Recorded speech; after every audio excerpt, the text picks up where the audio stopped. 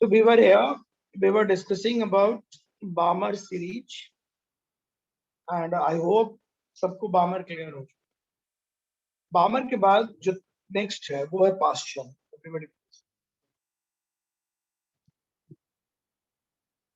देखो next is Paschen series. अब तो तुम लोग समझ ही गए होंगे, अब तो खुद से भी दिमाग लगा सकते हो. Paschen के लिए n1 की वैल्यू क्या लेंगे बताओ, और जंप कहाँ से कराओगे?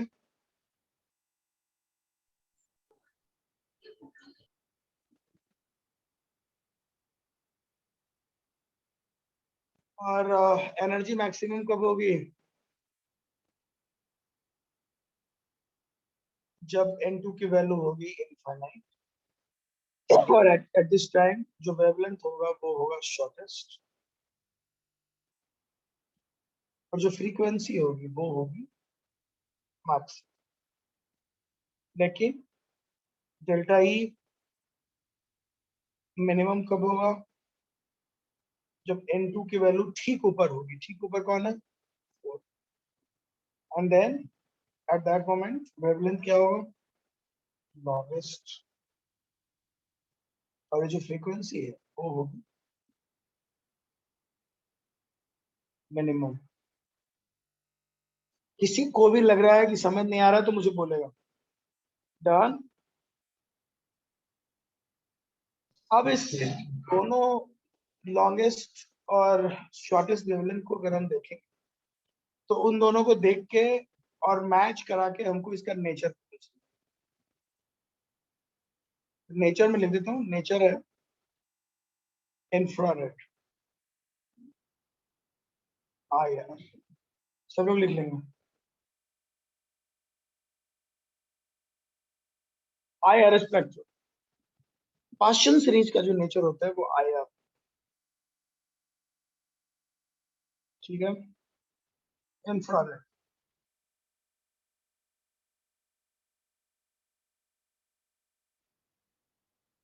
और पूरा सीरीज ही IR होता है, इनफैक्ट कोई इसमें प्रॉब्लम नहीं है. इसकी फर्स्ट लाइन कौन सी होगी? 4 6. Second line 5 6. 6 6 7 6. ये अल्फा लाइन है, इसको फर्स्ट लाइन कहते हैं. ये बीटा लाइन है, ये गामा लाइन है, ये डेल्टा लाइन.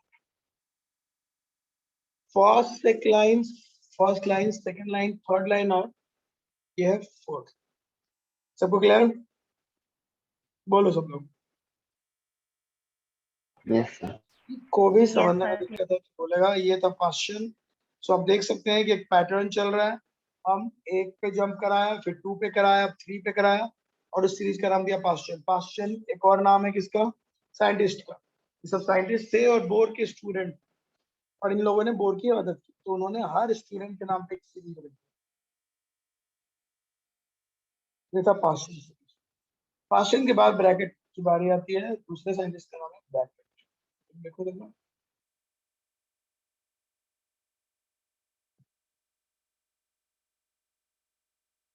देखो भाई सब लोग, नाम है ब्रैकेट. अब मुझे लग रहा है तुम लोग खुद भी लिख सकते हो, क्योंकि पैटर्न तो समझ ही गए हो. अरे बोलो तो बताओ, ब्रैकेट के लिए n1 की वैल्यू क्या होगी?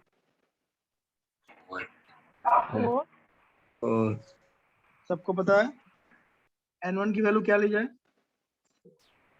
n2 क्या होगा?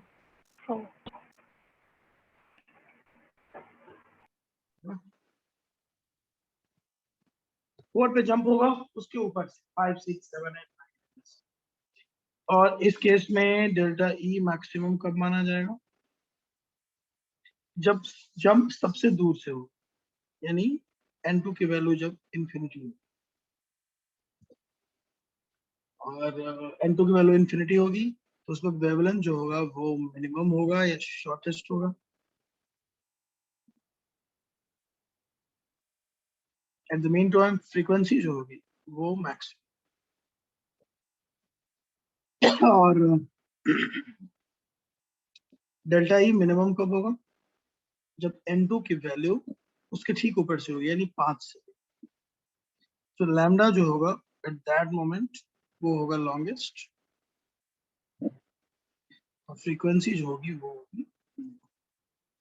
तो इस लॉजिक से अगर हम देखें और इस पे दिमाग लगाएं, इसको और इसको देख के, मिनिमम टू मैक्सिमम देख के हम इसका नेचर बता सकते। तो नेचर को लेकर हमको कोई नई बात नहीं बतानी। इसका नेचर भी IR होता है, इंफ्रारेड रेडिएशन।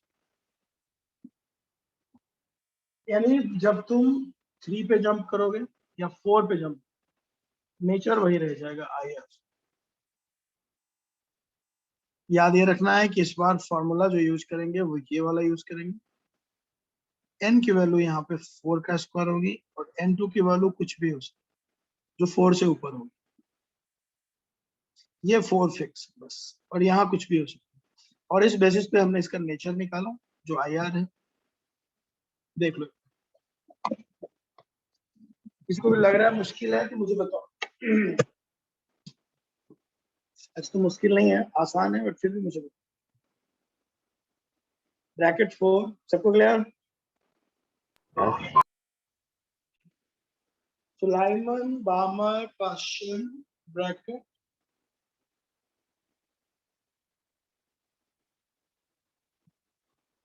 क्लियर हो रहा होगा।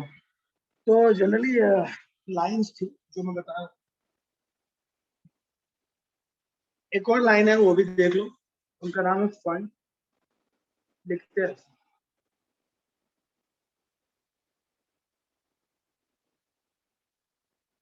फंड। जैसा कि तुम जानते हो, अब n1 की वैल्यू जो है 5 हो जाएगी, और n2 की वैल्यू हो जाएगी 6, 7, 8, 9, ऐसे कर करके इनफाइनाइट तक जाएगी। इस बार जो एनर्जी मैक्सिमम, फिर से n2 की वैल्यू इसके लेने से होगा, और उस समय हमारा जो लैम्डा होगा वो शॉर्टेस्ट होगा। याद रखना इस बात को। और जो फ्रीक्वेंसी होगी वो इस तरह, जब डेल्टा ई मिनिमम अगर चाहिए, सबसे कम एनर्जी कब रिलीज होगी? जब ठीक उसके ऊपर से 5 के ऊपर 6 होगी, उस समय n2 की वैल्यू होगी 6।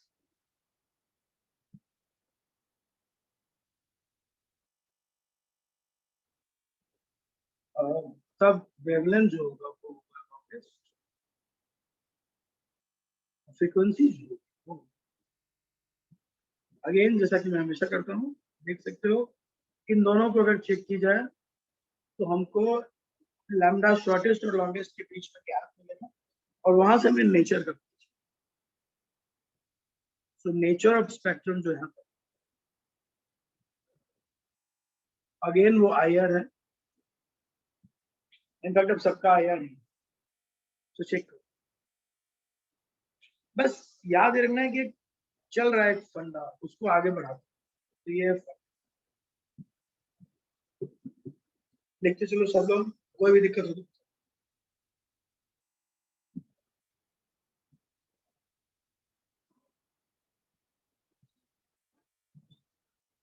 यहाँ भी फर्स्ट लाइन जो होगी वो 6 से 5 होगी, 7 से 5, 8 से 5, 9 से, ये सब लाइन्स होगी, इसमें कोई नहीं। ये फर्स्ट जिसको अल्फा लाइन कहते हैं, ये सेकंड, और फर्स्ट को हम अल्फा बोलते हैं, सेकंड को बीटा, थर्ड को गामा, फोर्थ को देख सकते हो किस तरह से। सबको क्लियर?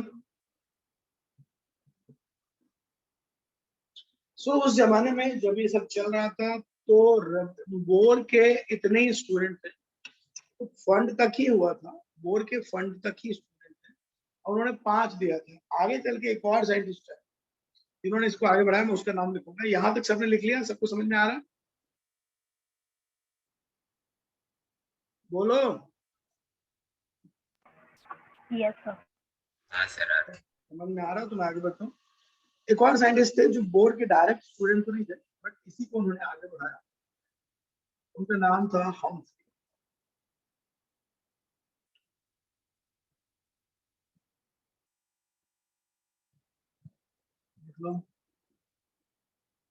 हम्फ्री हम्फ्री में N1 की वैल्यू जाहिर सी बात है 5 तक हम पहुंच गए हैं। अब कौन सा बचा? N2 क्या होगा?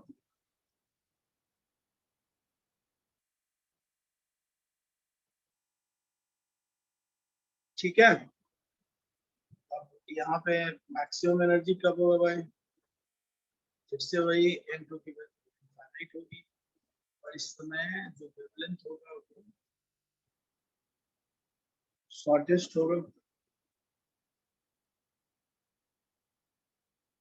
फ्रीक्वेंसी जो होगी वो मैक्स। ये पहला ऑब्जर्वेशन, इससे हमको लैम्डा शॉर्टेस्ट। अगेन अगर N2 की वैल्यू ठीक उसके ऊपर का साथ, तो उस केस में डेल्टा E जो होगा वो मिलेगा, सबसे कम एनर्जी। और लैम्डा जो होगा वो लॉन्गेस्ट होगा। एनर्जी कम तो वेवलेंथ ज्यादा, और ये जो मेरा फ्रीक्वेंसी है वो भी मिनिमम होगी। सो अगेन हमने दो ऑब्जर्वेशन किए, और ऑब्जर्वेशन की मदद से हमको लॉन्गेस्ट और शॉर्टेस्ट वेवलेंथ मिली, और उस वेवलेंथ की वजह से फिर से एक बार हम नेचर निकाल सकते हैं। तो यहाँ भी नेचर वही आता है, सबका नेचर जो था को बोलते हैं। सो अब जितने लोग बच गए हैं सबके सब आई हैं। ध्यान से देखो, कुछ भी दिक्कत हो,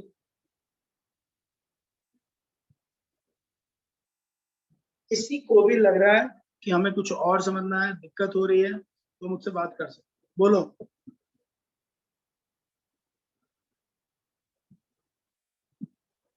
सबको लाइमन, बामर, पास्चन, हम्फ्री ये सब समझ में आया? Yes sir.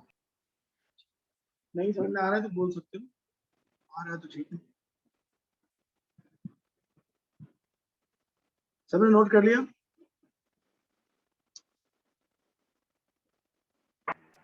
Yes sir.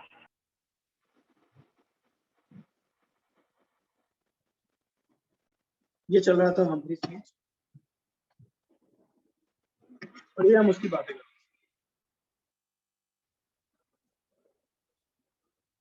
Anyone wants to anything, you can ask.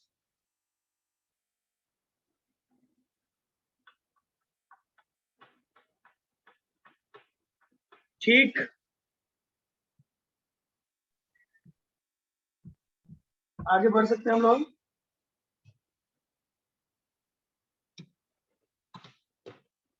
किसी को कुछ भी बोलना है तो बोलो। इस पे हम बहुत सारे सवाल करने वाले हैं, तो अगर कुछ भी तुमको लग रहा है कि सर ये भी बातें हमको करनी चाहिए, ये भी बातें हमको करनी चाहिए, तो तुम कर सकते। सो देख लो, किसी को कुछ पूछना है, कुछ भी करना है तो बोलो। सब क्लियर?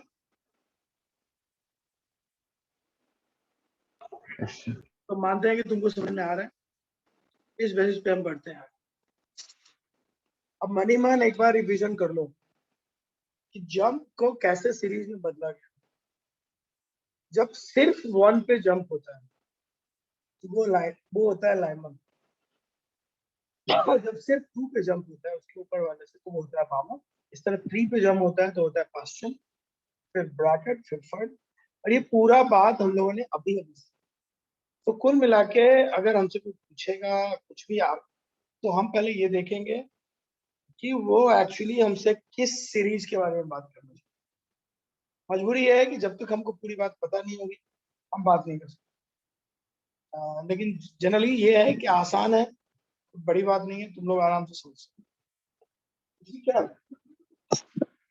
तो वापस मैं एक बार वो पार्ट शेयर करना चाहता हूँ, थोड़ा सा प्रैक्टिस हो जाए। मुझे बस शेयर करना है।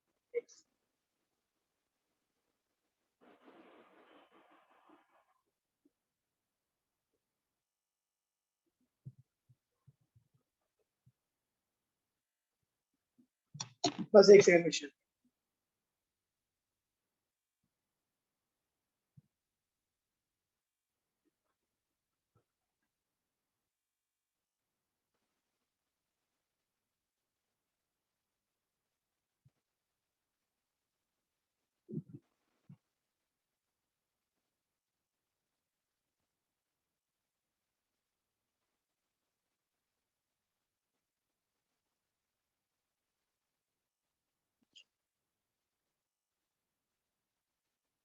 सो लाइमन बामर पास्चन जितनी बातें हमने पढ़ी है उस पर डायरेक्ट या इनडायरेक्ट बहुत सारे क्वेश्चंस आने वाले हैं, बहुत सारी बातें हम डिस्कस करने वाले हैं। कई बार डायरेक्ट आएगा, कई बार इनडायरेक्ट आएगा, बट आएगा जरूर। तो ऐसा नहीं बोल सकते कि उस पर क्वेश्चन नहीं है। अगर एक न्यूमेरिकल बनना है तो यहीं से बनना है। देख लो न्यूमेरिकल बनेगा तो यही से। तो ये देखो, इसी बात को यहाँ पे दिया गया है। सब लोग जरा इस तस्वीर को ध्यान से देखो। जो लोग ड्रॉ करना चाहते हैं ड्रॉ करो, जो लोग वो चाहते हैं, क्या बोलते हैं, स्क्रीनशॉट लेना चाहते हैं स्क्रीनशॉट ले लो सामने। देखो लाइमन सीरीज में लाइंस को कहाँ आना है, देखो ध्यान से। लाइंस को सिर्फ और सिर्फ कहाँ आना है, ग्राउंड पे, मतलब फर्स्ट पे। बामर में कहाँ आना है, सेकंड। पास्चर में कहाँ आना है, थर्ड। देखो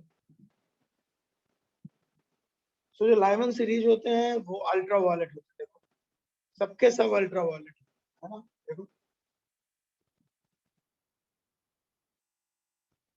बामर के चार जो है वो विजिबल है, मैं पहले ही बता चुका हूँ। तो चार की ही बात वो कर रहे हैं, बाकी कुछ भी हो। और पास्चर के सबके सब इंफ्रारेड आया। इसका जो चाहे स्क्रीनशॉट ले लो, जो करो, बट ध्यान दो यहाँ से भी समझाने की कोशिश की गई है। कुछ वैल्यूज है तुम याद रखो, तुम्हारे लिए अच्छा रहेगा। आसान है बहुत। तो देखो पहला जो 2 से 1 जंप होगा ना, उसका वेवलेंथ दिया हुआ है 120। जो दूसरा जंप होगा 1 पे, उसकी वेवलेंथ दी हुई है 103। ऐसे करके हर जंप का मतलब जो वेवलेंथ है हर अलग अलग जंप का, वो यहाँ देने की कोशिश की गई है। तो देखो तुम, बामर में जो विजिबल रीजन का जंप है, जो यहाँ पे आ रहा है, जो बहुत दूर से आ रहा है, तो 410 नैनोमीटर में जा रहा है, 430, डिपेंड कितना दूर से है। और जब दूर से जंप होगा तो एनर्जी रिलीज कम होगी, लैम्डा छोटा होगा। लैम्डा अगर बड़ा है यानी एनर्जी कम होने वाली है। तो ये दोनों जो मैंने अभी बताया उसके मूवमेंट को यहाँ से समझाने की कोशिश की गई है। आई सजेस्ट या तो स्क्रीनशॉट ले लो या तो लिख लो, जो चाहे। समझ में आ गई बात सबको, यस बोलो। कोई बच्चा कुछ भी पूछना चाहता है, कुछ भी करना चाहता है तो बोलो। हमने तुमसे वही शेयर किया है जो एकदम सिंपल सी बात।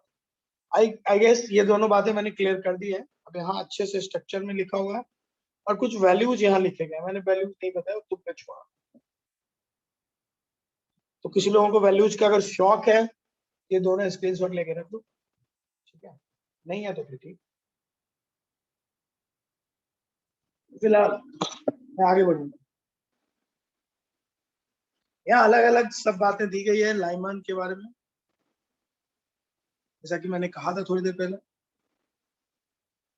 आप देख सकते हैं यहाँ लाइमन है, पावर है, इसे मैं पढ़ा चुका हूँ।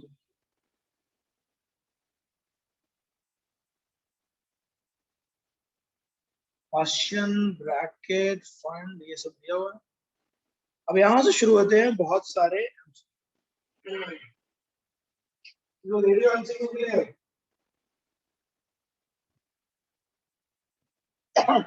एमसीक्यूज के लिए रेडी। अरे बोलो। Yes sir.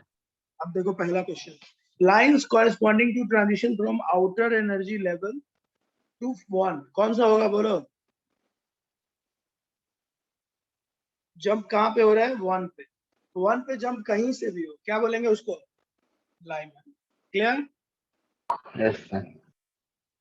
जंप कहीं से हो। अब देखो Paschen bracket series lines in the region, Paschen bracket कौन से रीजन में थे, बोला ना, इंफ्रारेड। फर्स्ट वाला यूवी है, सेकेंड वाला विजिबल एंड यूवी, उसके बाद सबके सब क्या है बताओ, इंफ्रारेड। सो पास्चन थर्ड है, ब्रैकेट 4 है, इसलिए ये सब क्या होने वाले हैं, इंफ्रारेड। प्रॉब्लमेटिक है, कुछ भी प्रॉब्लम है तो बताओ।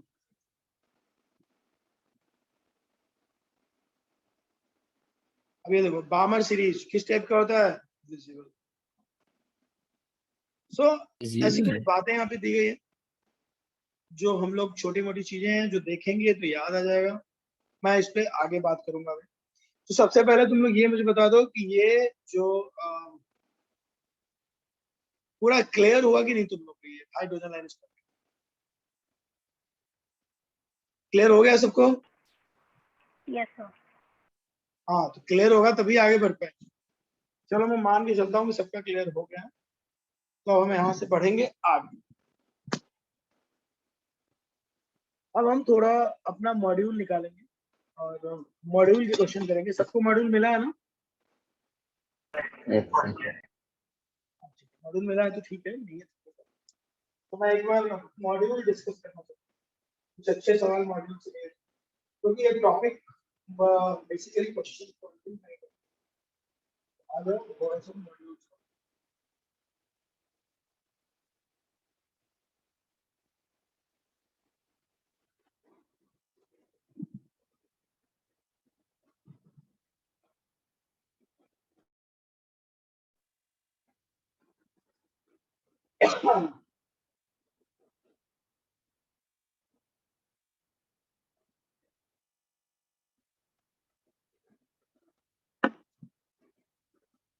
हम अभी अपना मॉड्यूल सॉल्व करने वाले हैं। जो हमारे पास आएगा क्वेश्चन वो डिस्कस करेंगे। डिपेंड्स, मॉड्यूल के क्वेश्चन करना बहुत जरूरी है क्योंकि वो इस बात को ध्यान में रख के बनाया गया है कि आप सबको बताया जाए। हालांकि ये मैंने शायद गलत निकाला है, मुझे मॉड्यूल करना था।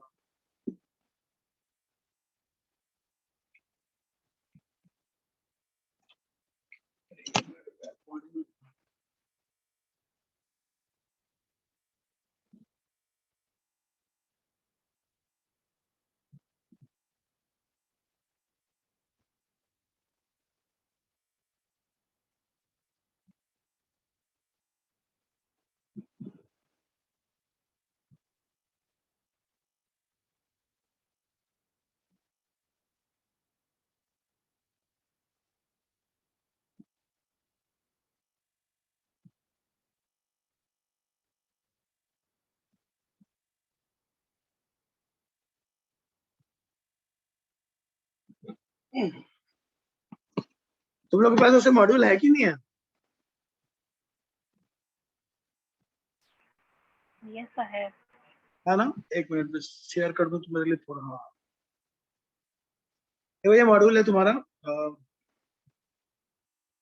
तुम्हारे पास होगा। मैं एक बार मोल वाला पार्ट लिखा पहले अटेम्प्ट वाला।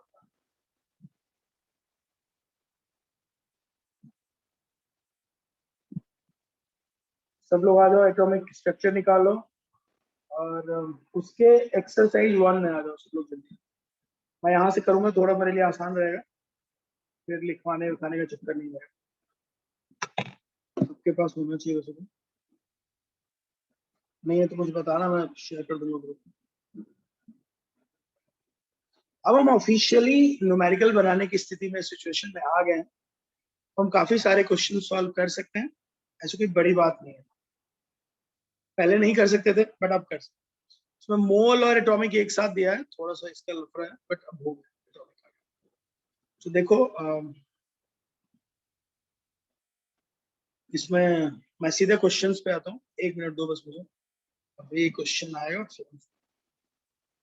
एक दो चीज बता देता हूँ यहाँ से चलते चलते, क्योंकि चलो देखो जरा एक दो चीज यहाँ पे बताते चलता हूँ सो दैट थोड़ा क्लियर हो। देखो सब लोग, एज आई सेड, स्पेक्ट्रम सबको क्लियर हो गया। मैंने कहा था स्पेक्ट्रम क्या होता है।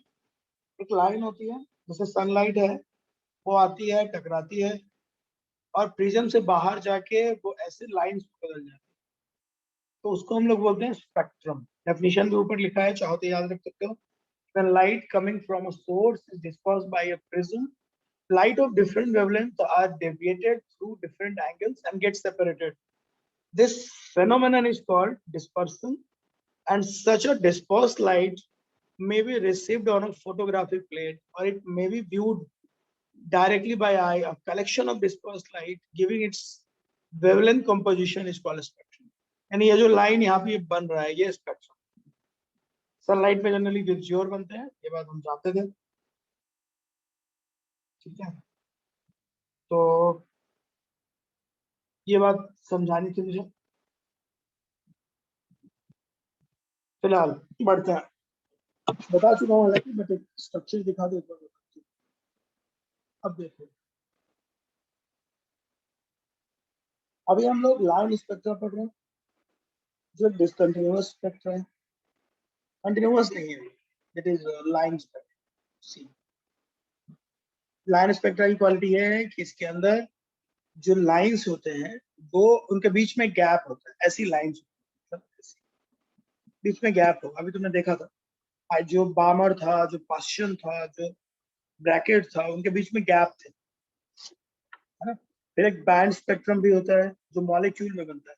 एटम का स्पेक्ट्रम हमेशा लाइन स्पेक्ट्रा होता है और जो मॉलिक्यूल का स्पेक्ट्रा होता है वो बैंड होता है, ठीक है। इस पर भी बात करेंगे आगे, तो वापस लौटते हैं। फिलहाल अभी तो आगे क्योंकि अभी कुछ और बताना है। ये यहाँ पे वापस लाइमन, बामर, पास्शन, ये तुम लोग घर पे देख सकते हो, ये तुम्हारे पास ऑलरेडी है। ये लास्ट क्लास में याद करो, मैंने ये फॉर्मूला सिखाया था, ये वाला, ये सब यहाँ पे लिखा हुआ।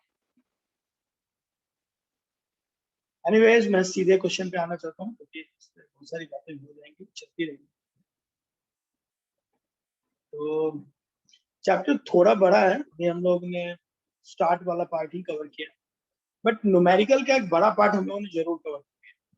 तो हम लोग रेडी हैं कि एक पर्टिकुलर टाइप के न्यूमेरिकल हम सॉल्व कर सकते हैं, और वो भी हम देखेंगे कैसे सॉल्व। तो ये देखो, ये सब क्वेश्चन तुम कर सकते हो, बोर्ड मॉडल से है, यहाँ से हम लोग सवाल करना शुरू करते हैं। ये हो गया हमारे काम का क्वेश्चन से, यहाँ से। तो ये सारे सवाल हम ट्राई कर सकते हैं, और हाइड्रोजन लाइन स्पेक्ट्रम अभी भी हमने पढ़ा है, ये भी ट्राई कर सकते हैं। तो चलो सब लोग मिलके ट्राई करेंगे एक एक सवाल। सबसे पहले तुम लोग मुझे 37 का आंसर दोगे फटाफट। चलो, everybody will give me the answer for 37। क्या आंसर होगा 37 का, सब लोग बताओ। सवाल 37 क्या आंसर होगा? UV spectrum. सबको पता है, वेरी गुड। 1 पे आ रहा है तो यूवी होगा, बहुत अच्छा, बहुत बढ़िया। ठीक है, चलो 41 एवरीबॉडी विल ट्राई। सब लोग 41 ट्राई करेंगे, आराम से देखो, दिमाग लगाओ, आंसर। क्वेश्चन नंबर 41 अभी।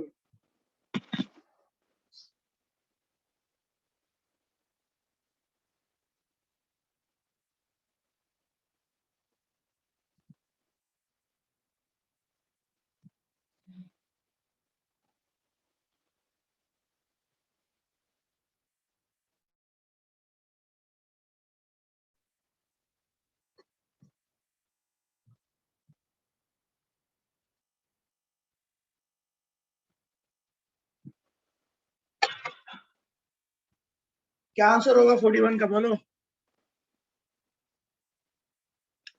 What is the shortest wavelength line in the Paschen series of Li2? Tell me.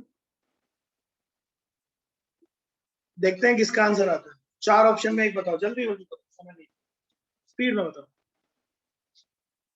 Who will solve this?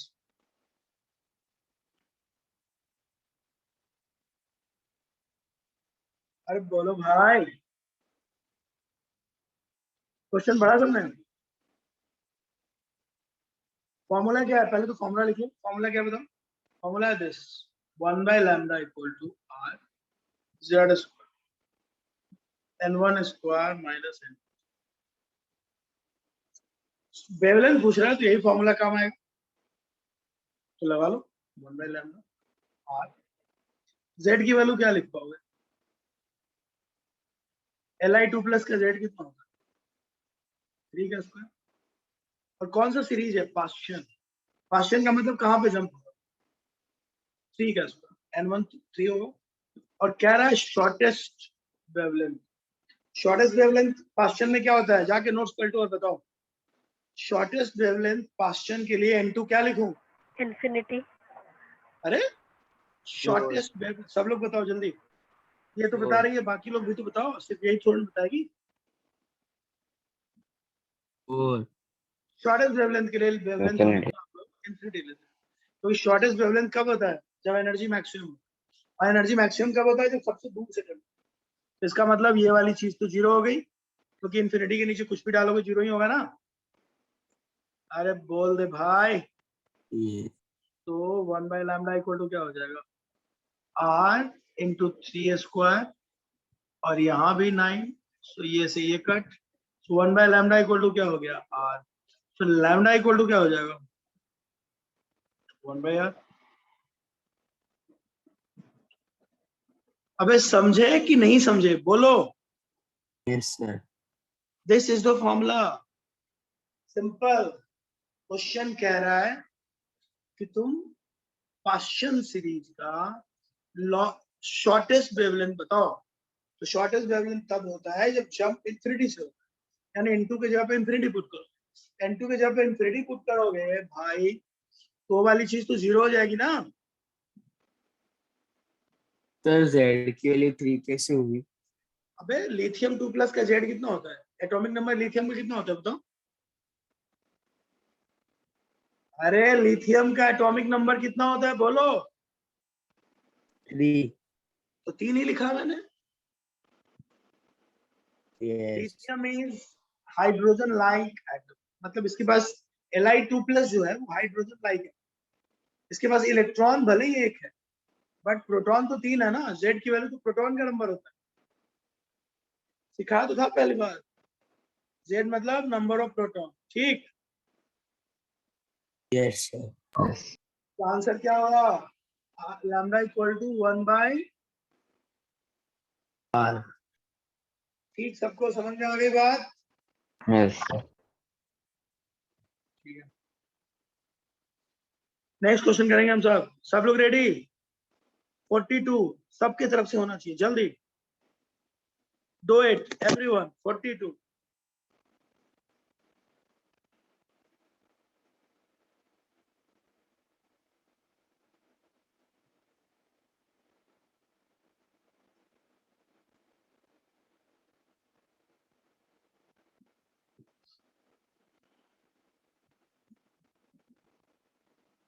जल्दी करो।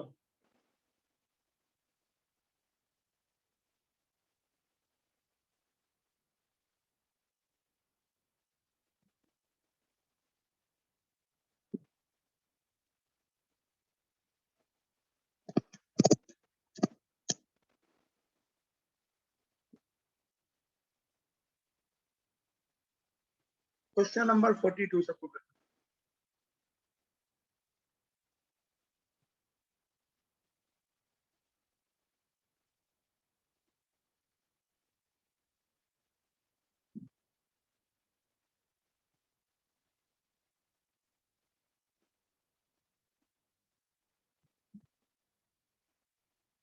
कैसे करेंगे बताओ?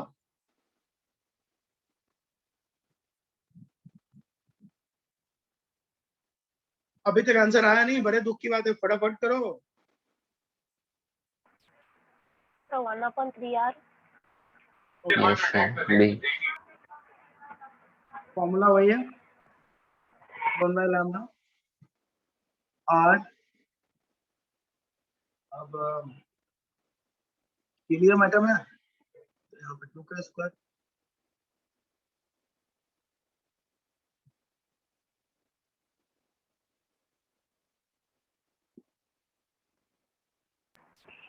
अबे लाइमन। N1 2 है और N2 2 है।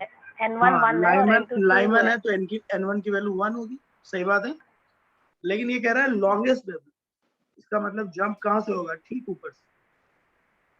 लॉन्गेस्ट वेवलेंथ मतलब एनर्जी मैक्सिमम, ये सब लिखवाया है, कॉपी पलटो, अभी लिखवाया है। लॉन्गेस्ट वेवलेंथ मतलब एनर्जी मिनिमम, और एनर्जी मिनिमम कब होगी? ठीक उसके ऊपर से। तो लाइमन क्या है? लाइमन 1 पे जंप करने से होता है, तो 1 के ठीक ऊपर कौन होता है? 2। सो भाइयों यहाँ पे 2 पुट करो तो कितना होगा बताओ 4r इक्वल टू हो जाएगा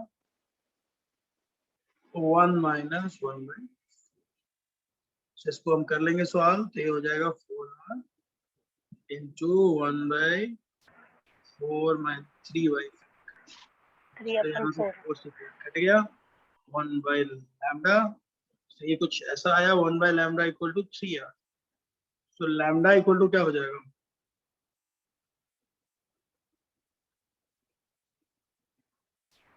1/3r। यस, तो लैम्डा इक्वल टू हो जाएगा 1। बोलो किसी को नहीं आ रहा था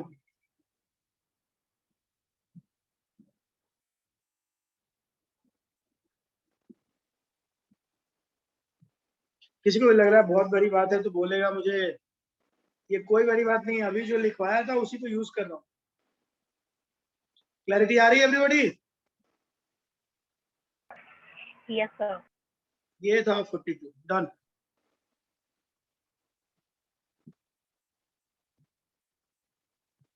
सो मैं कोई बड़ी बात यहाँ पे नहीं कर रहा हूँ, बहुत छोटी छोटी बातें डिस्कस कर रहे हैं, जस्ट करने की कोशिश।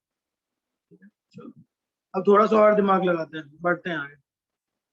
इस पे बहुत सारी चीजें हम कर सकते हैं, बस एक बार समझ आना चाहिए कि क्वेश्चन क्या कह रहा है, किसके बारे में कह रहा है, तो ज्यादातर काम हो जाए है ना। अब चलो क्वेश्चन नंबर तुम लोगों को करना है 38। Everybody will try 38।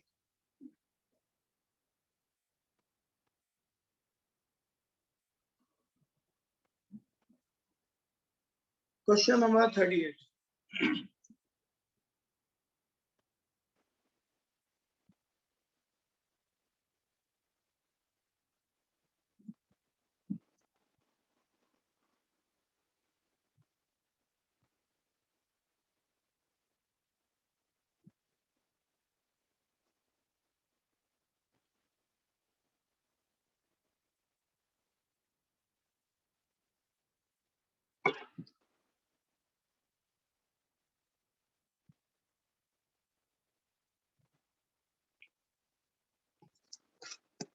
सबको ट्राई करना है क्वेश्चन नंबर 38।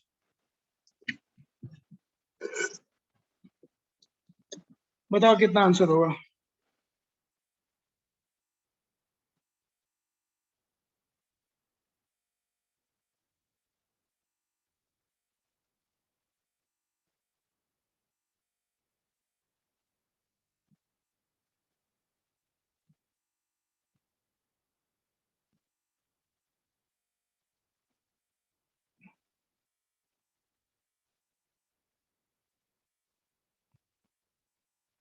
करूं कुछ, थोड़ा दिमाग लगाओ ना, सोचो ना।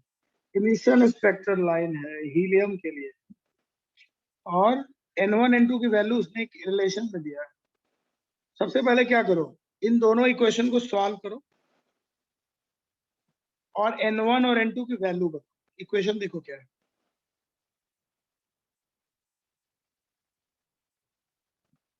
ये इक्वेशन नंबर 1, ये इक्वेशन नंबर 2। तुमसे पहले वो पूछ रहा है इक्वेशन देखो और बताओ, इसकी पहले वैल्यूज बताओ। पहले तुम लोग मैथ्स का क्वेश्चन समझ के मुझे N1 N2 की वैल्यू बताओ। This is equation number 1, this is equation number 2. We are solving question number 38.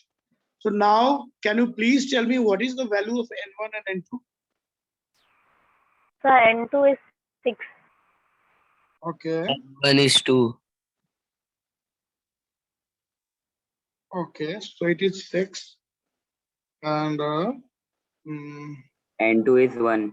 2, sorry, sir. 2. N2 is N1 is. N1 is 2 ना?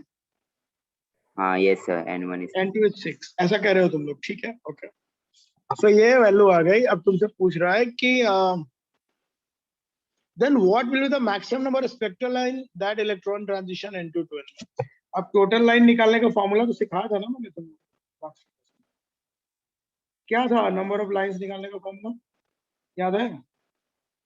Summation of N2 N2 minus 1. N1 तो यहाँ पे N2 कितना है 6, N1 कितना है 2, तो 6 माइनस 2 कितना हो जाएगा 4। इसका मतलब नंबर ऑफ लाइंस का फॉर्मूला क्या होगा बताओ, समेशन ऑफ 4, और what is the meaning of summation of 4, 1 plus 2 plus 3 plus, सबको जोड़ो कितना होगा,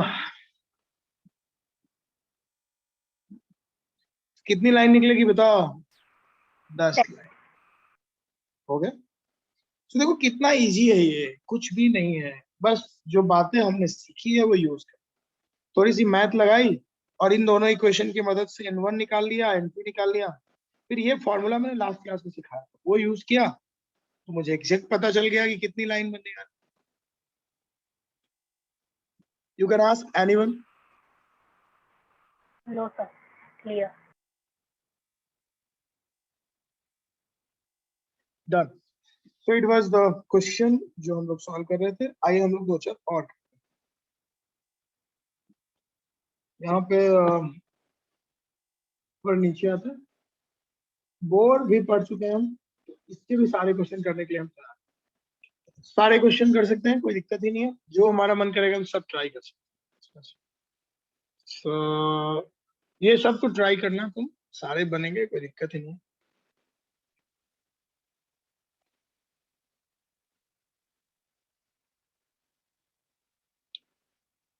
अच्छा चलो कुछ बोर्ड्स के क्वेश्चन भी प्रैक्टिस करते चलते हैं। चलो शुरू करते हैं ना, एक से शुरू करते हैं। चलो 16 सब लोग ट्राई, 16 एवरीबॉडी। ये लास्ट क्लास में बेस्ट क्वेश्चन होगा, जो हम लोगों ने लास्ट में पढ़ा था, काइनेटिक एनर्जी का फॉर्मूला, टोटल एनर्जी याद है, एक बार देख लो उसको और ट्राई करो।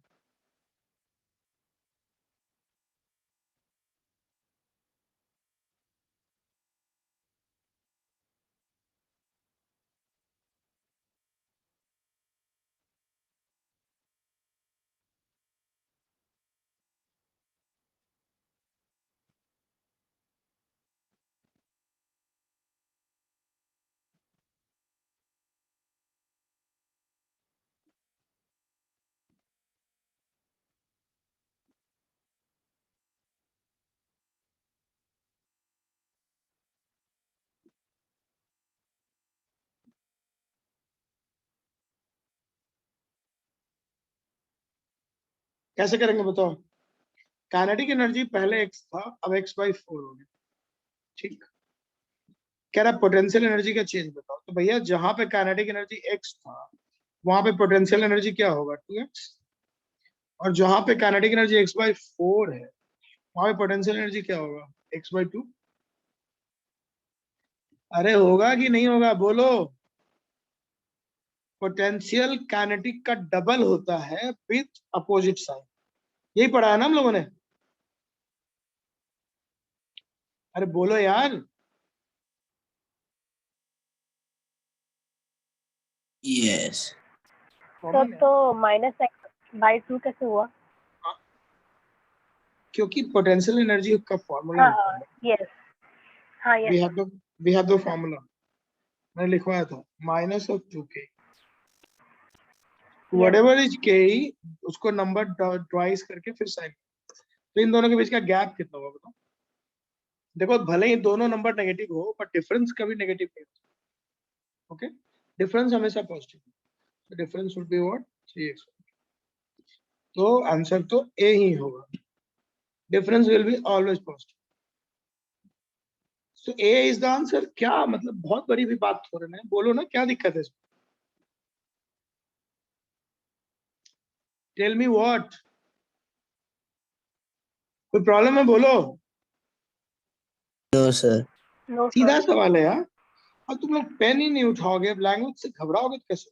अबे कोई भी सवाल तुम कर सकते हो, डरना बस छोड़ो, कोई भी, तुम इसमें ऐसा कोई सवाल नहीं है जो नहीं कर सकते, ठीक है, बस वही है कि डरने की जरूरत नहीं। चलो अब हम करते हैं,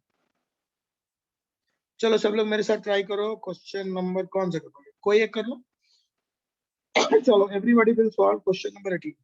चलो फॉर्मूला ठीक से लगाना, चलो करो, use formula wisely.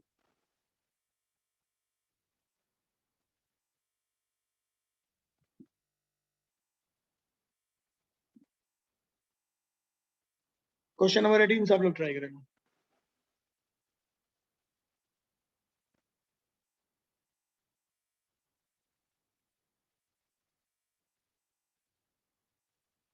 As I said, use formula wisely. ठीक से सोचो. KLMN तो समझते हो ना? Number of cell. K मतलब फर्स्ट, हाँ यस सर. L N मतलब means fourth. 2 से, M मतलब 3 से, N मतलब 4 से. ठीक है. N शेल का मतलब हो गया 4th से. चलो अच्छे से करो.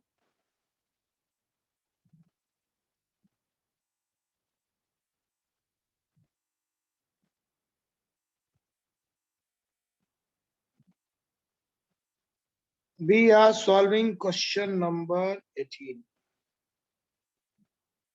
Fast.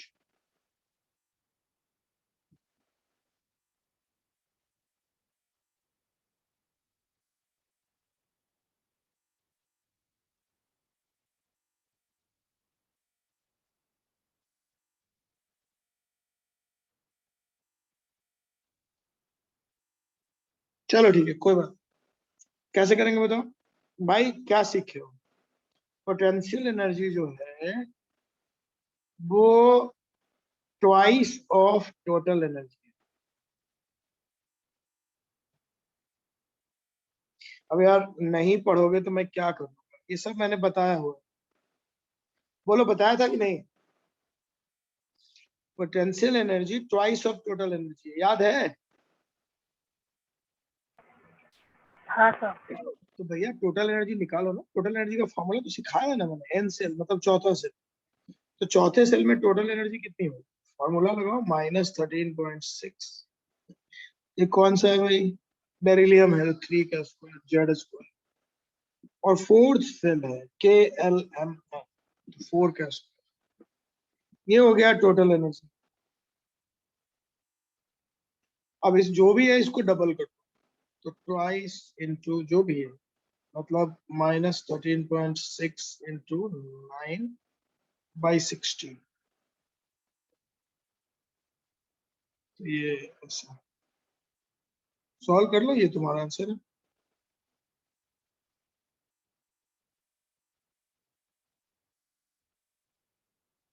Whatever it is, that is your answer. बोलो दिक्कत हो रही है कुछ? ट्राई कर लो. टोटल एनर्जी जो कुछ भी होगा उसको डबल करना पड़ेगा. यही सिखाएगा.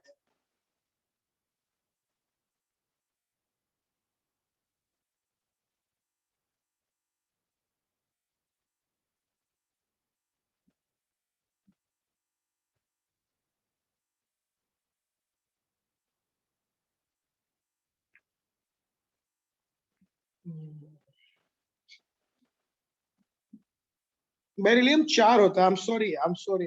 एक गलती हो गई. Sorry. Beryllium is 4 actually. Beryllium का एटॉमिक नंबर 4 होता है. I am sorry. यहाँ पे ओ तो कटिंग गया 4 स्क्वायर से 4 स्क्वायर. तो टोटल एनर्जी हो गया -13.6. सो पोटेंशियल एनर्जी हो गया ट्वाइस इंटू -13.6.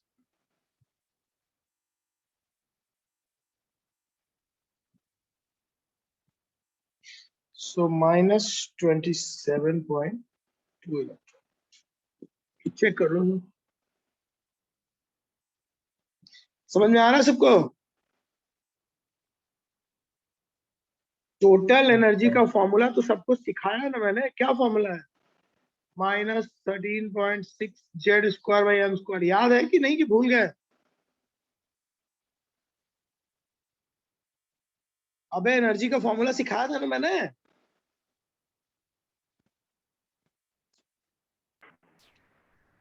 Yes, sir. अरे भाई तो यूज क्यों नहीं करते हो? फॉर्मूला क्या देखने के लिए सिखाया जाता है? जो फॉर्मूला सिखाया गया उसको यूज भी तो करोगे. तो यहाँ से टोटल एनर्जी निकालो और यहाँ पे उसको ट्वाइस करो. You get this. सिंपल. किसी को कोई भी दिक्कत है तुम्हें? डन, मिटाया जाए, इरेज करूं इसे? Yes, sir. Yes. भाई एकदम सीधा सीधा क्वेश्चन, कोई डर नहीं। फॉर्मूला याद नहीं तो कोई क्या कर लेगा बताओ मुझे? फॉर्मूला याद तो तुम्हें करना पड़ेगा ना। अब ये देखो 20, distance between fourth and third. तो भैया फोर्थ का रेडियस निकालो, थर्ड का रेडियस निकालो, दोनों को माइनस कर लो। अब तुम कहोगे नहीं सर मुझे तो फॉर्मूला याद नहीं, तो मैं क्या कर लूंगा? अब ये देखो काइनेटिक और पोटेंशियल एनर्जी का रेशियो बताना है। अब दोनों फार्मूला तुमको पता है, लगाओ, यूज करो। अब तुम यूज ही नहीं करोगे तो कोई क्या कर लेगा?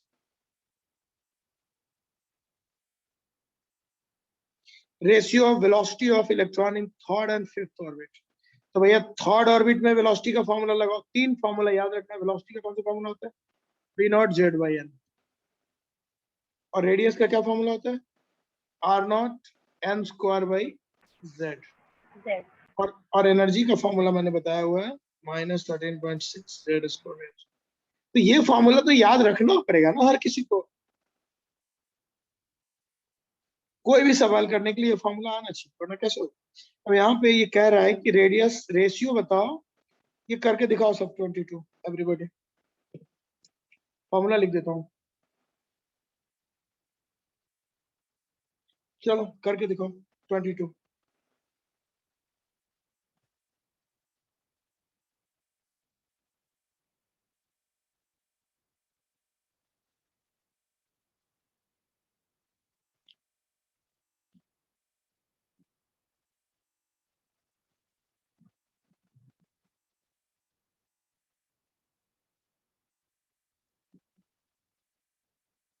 सब लोग ट्राई करो जल्दी।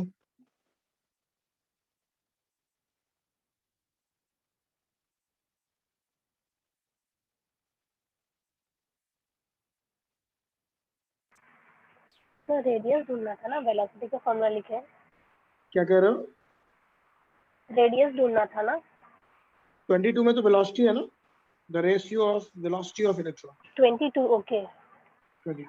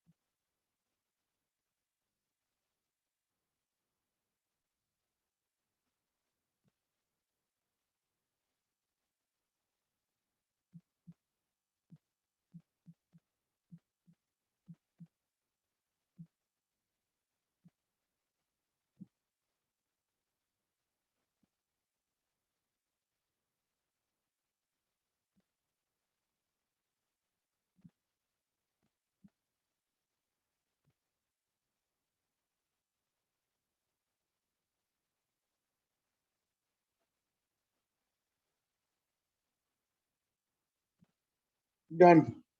कैसे सॉल्व करेंगे देखो, इस क्वेश्चन में वी नीड अ फॉर्मूला और हम उसे सॉल्व करने वाले हैं। क्वेश्चन में साफ है कि थर्ड और फिफ्थ ऑर्बिट, ध्यान से। तो पहले वेलोसिटी ऑफ थर्ड ऑर्बिट निकाल लो, वी नॉट। देखो z की वैल्यू तो सेम ही होगी, तो z भी सेम रखो। थर्ड ऑर्बिट के लिए आप 3 लिख दो, और 5 के लिए क्या लिखोगे? भाई अलग अलग होता तो z अलग अलग लेते, अलग अलग तो है नहीं। तो वी नॉट भी सेम ही है, z भी सेम ही है, बस नया ये है कि जब थर्ड ऑर्बिट लेंगे तो नीचे n के जगह पे 3 लिखेंगे, और जब फिफ्थ ऑर्बिट लेंगे तो n के जगह पे 5 लिखेंगे। अगर कोई मेरे को v3 बाई v5 करेगा तो क्या होगा बताओ? खुद ही बताओ क्या होगा? रेशियो लेंगे? इन दोनों का रेशियो ले लो यार, क्या देख रहे हो मेरी तरफ, सिंपल है।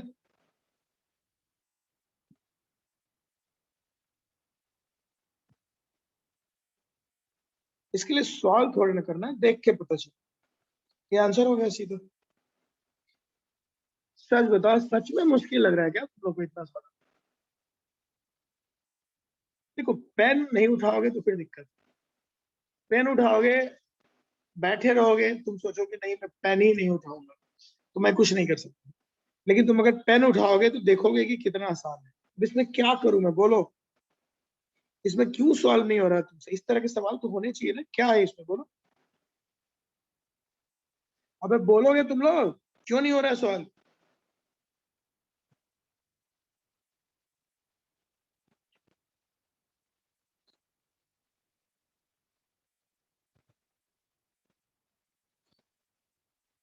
सीधा सा सवाल है। कृषा का आ गया था, बट सबका आना चाहिए ना। चलो मैं इसको आगे निकलता हूँ। डन। अरे मैं इसको मिटा सकता हूँ भाई, हो गया। यस सर, हाँ हो गया यस sir. सर। यार देखो, मैं फिर बता रहा हूँ, जो तुमने पहले पढ़ी है केमिस्ट्री, ठीक है, अब जो केमिस्ट्री पढ़ रही उसमें डिफरेंस ये है कि तुमको थोड़ी मैथ्स आनी चाहिए बेटा। बिना मैथ्स कुछ नहीं हो सकता। थोड़ा मैथ्स लगाना है बस, थोड़ा सा, वो भी बचपन में जो पढ़े थे 7-6 वाला, यही है नया।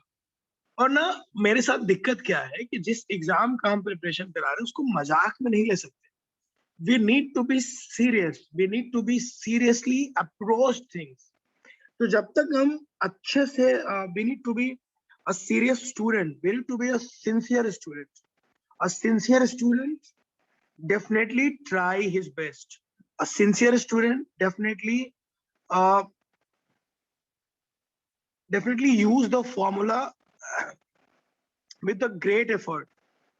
अगर आप ये सब नहीं करते हैं तो आप सिंसियर स्टूडेंट नहीं बन। देखो, मैं हमेशा कहता हूँ, ब्राइट बनने से ज्यादा जरूरी है सिंसियर बनना। If you are a sincere student, आराम से तुम ब्राइट बन जाओ। ठीक है, सिंसियर बनो, ब्राइट अपने आप बनो। जरूरी नहीं कि हम बचपन से ब्राइट हो, लेकिन अगर हम सिंसियर हैं, रोज काम करेंगे, तो ब्राइट भी बन जाएंगे। हाँ, ठीक। सो ये सब सवाल घर पे ट्राई करना तुम लोग। थोड़ा थोड़ा सा लगेगा, बट जैसे जैसे करोगे तुमको लगेगा अरे ये तो आसान है। एक तो ये है जो हम लोग को करना है यहाँ पे। मैं इस पे और लौटूंगा और भी बातें करेंगे। थोड़ा सा स्टार्ट के थोड़े आसान है, बाद में थोड़े से और भी चीजें हैं, तो उसके चक्कर में गलतियां होती हैं। तो मैं वो सब पार्ट भी, अभी तुम लोग ये नीचे वाले पार्ट पे मत आना, बट तुम आराम से एटलीस्ट 27 तक तो आराम से सारे कर सकते हो। 27 में, 26 में कोई प्रॉब्लम है ना? एटलीस्ट कुछ नहीं तो कम से कम ये सब तो कर ही सकते हो।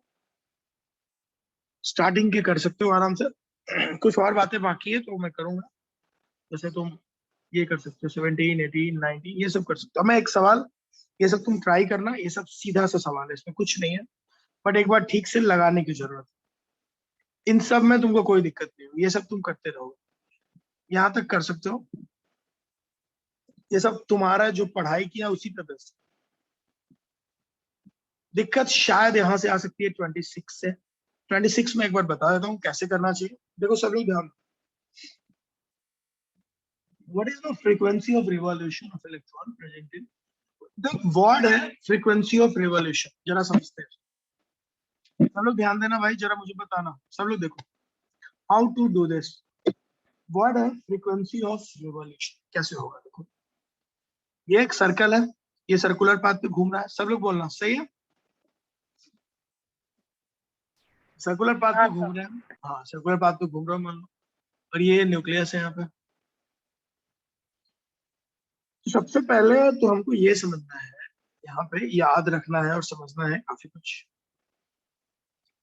कि इस पे एक चक्कर लगाओगे, एक चक्कर लगाने में जो टाइम लगेगा, that is time for one revolution, और उसको बोलते हैं टाइम पीरियड। टाइम पीरियड को उल्टा करने से हमको फ्रीक्वेंसी, फ्रीक्वेंसी क्या होता है जल्दी बताओ? 1/कैपिटल। और कैपिटल टी क्या होता है? इसके एक चक्कर में जो भी टाइम लगता है वो कैपिटल टी। एक बार फिर से डिस्कस कर लेते हैं क्या क्या बोल रहा हूँ। देखो एक बार मैं कह रहा हूँ तुमसे एक चीज जो तुमको ध्यान देना है। क्या बोल रहा हूँ पहले एक नई बात बता रहा हूँ, तुम लोग को सिखा रहा हूँ मैं टाइम पीरियड। तो टाइम पीरियड क्या होता है बताओ। टाइम पीरियड होगा सरकमफ्रेंस कितना है 2πr और डिवाइडेड बाई क्या वेलोसिटी, ये टाइम पीरियड होगा। इस पर्टिकुलर 2πr को एक चक्कर लगाने में कितना टाइम लगेगा, इसके लिए मुझे 2πr बाई वेलोसिटी लगाना होगा। अब क्या है फॉर्मूला बना लेते हैं। रेडियस का फॉर्मूला सबको पता है, रेडियस का फॉर्मूला होता है r0 n square by z और वेलोसिटी का फॉर्मूला होता है v0 z by n। So n ऊपर चला गया। देख पा रहे हो क्या किया मैंने, वेलोसिटी का फॉर्मूला लगाया v0 z by n, r का फॉर्मूला लगाया r0 n स्क्वायर बाई। सबको क्लियर। इसको थोड़ा बड़ा करके लिखेंगे तो क्या फॉर्मूला बनेगा बताओ। फॉर्मूला बन गया 2πr0 n क्यूब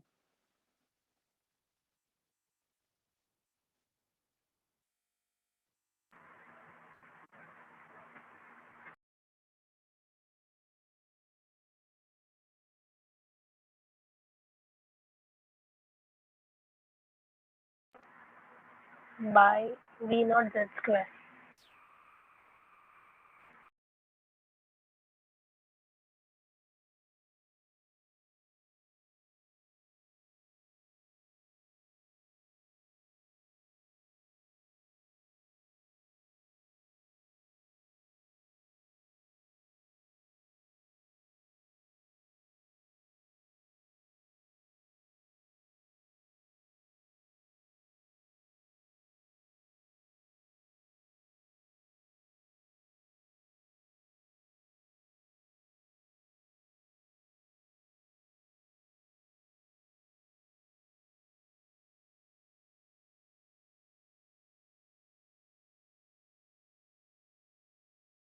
हाँ एक मिनट यार, थोड़ी देर के लिए गड़बड़ हो गया। तब सुनो सब लोग।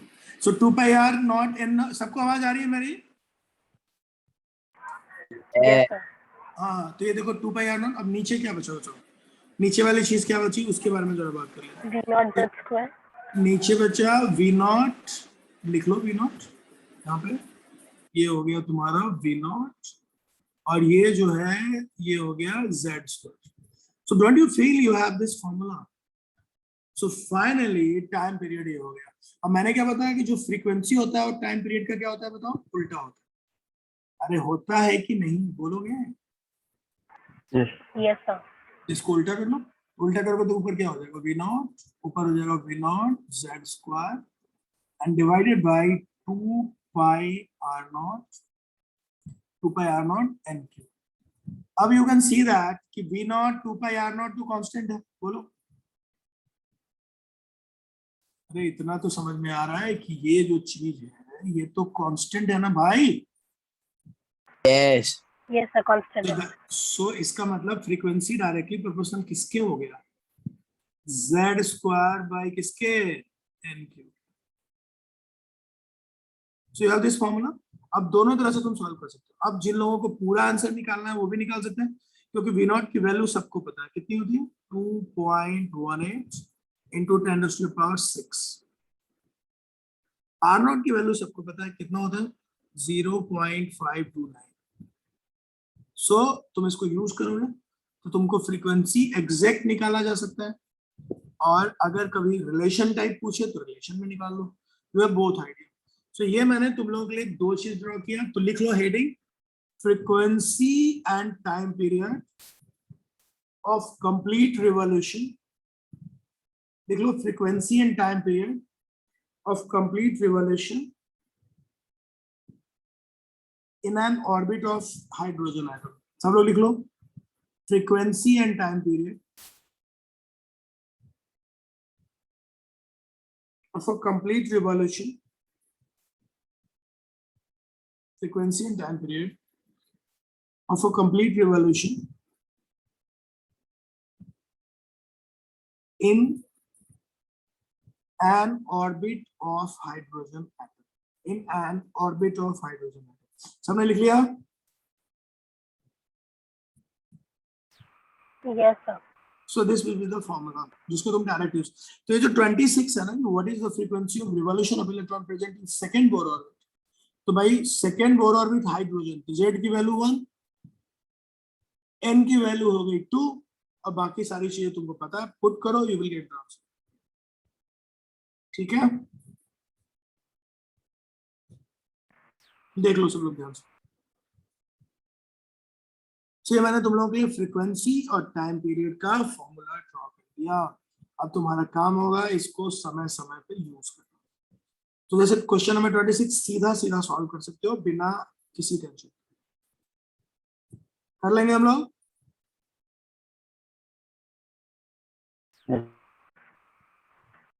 तो 26 का आंसर भी निकाल पाएंगे हम लोग आराम से। सब वैल्यू पुट कर देंगे, Z की जगह पे 1 पुट करेंगे, N की जगह पे 2 पुट करेंगे, बस और कुछ नहीं करना है मेरे भाई। You will get the answer immediately. Done. क्या सबको अब तक जितनी बातें पढ़ाई समझ में आई? Yes.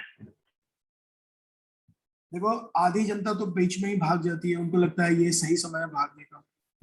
जब इंपॉर्टेंट चीजें, देखो लास्ट मोमेंट तक इंपॉर्टेंट चीज चलता है, उनको लगता है सर ने पढ़ा दिया अब तो सिर्फ क्वेश्चन करा रहा है, ऐसा नहीं है। अब ये वाली चीज मैंने क्वेश्चन की बात कराई, अब ये थ्योरी का हिस्सा था। अब जो लोग भाग गया उनका गया, मैं कुछ नहीं कर सकता। फिर तो जल्दी में रहते हैं लोग, उनका मैं क्या करूं तुम ही बताओ। देखो यार, स्टूडेंट को पेशेंस रखना होगा, स्टूडेंट को ट्राई करना होगा, स्टूडेंट को मेहनत करना होगा, और स्टूडेंट को केयरफुल रहना होगा। मैं कुछ कर नहीं सकता। टीचर तुम्हारी तभी मदद करेगा जब तुम अपनी मदद करोगे। Is that understood? Yes, sir. चलो डन। तो it was the formula and you can do this. अगर आप सबने लिख लिया है तो हम लोग सिलेबस को अगली क्लास यहीं शुरू करते हैं। मैं कुछ क्वेश्चन शुरू करता है शेयर करता हूँ, और तुम स्टार्टिंग के क्वेश्चन इसके जो मैंने टिक किए थे वो कर सकते हो, और I am going to send some more questions जो तुम करोगे। ठीक, चलो bye, take care. Next week मिलते हैं नए टॉपिक के साथ। बाय।